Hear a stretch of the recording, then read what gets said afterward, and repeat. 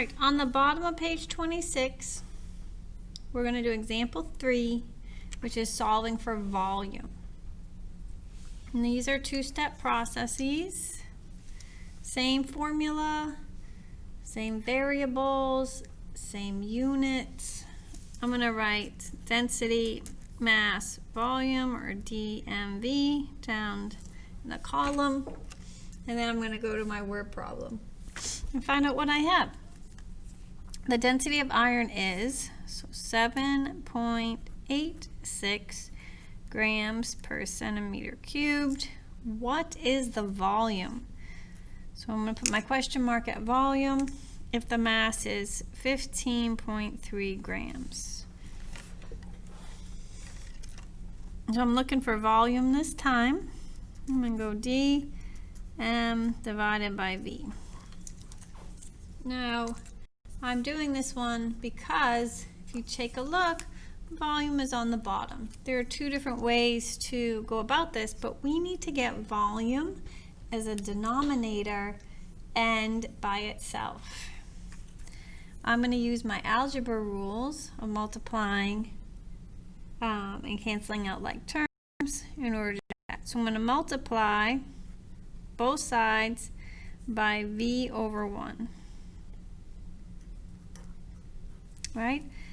So I'm multiplying, which means they cancel on this side, and over here I'm going to multiply them. So my new formula right now is VD is equal to M.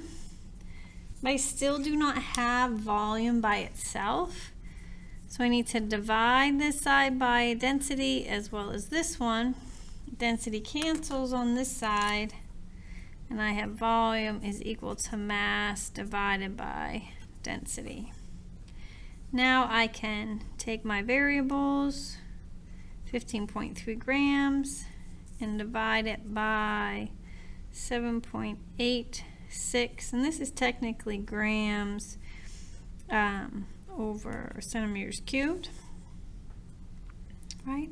Which technically, if I have a fraction and I'm dividing it by another fraction, so you can see how the units cancel,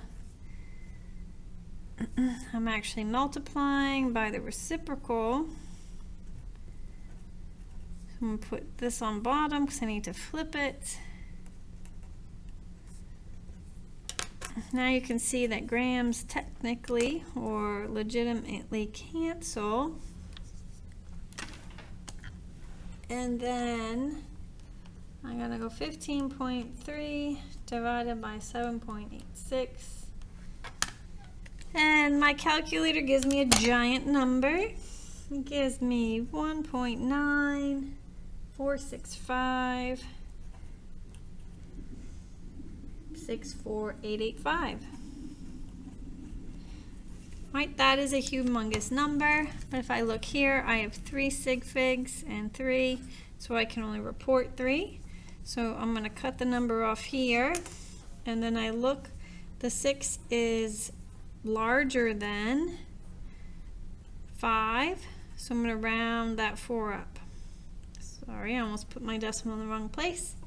So 1.95, and the only unit left, because I cancel out my grams, is a centimeter cubed.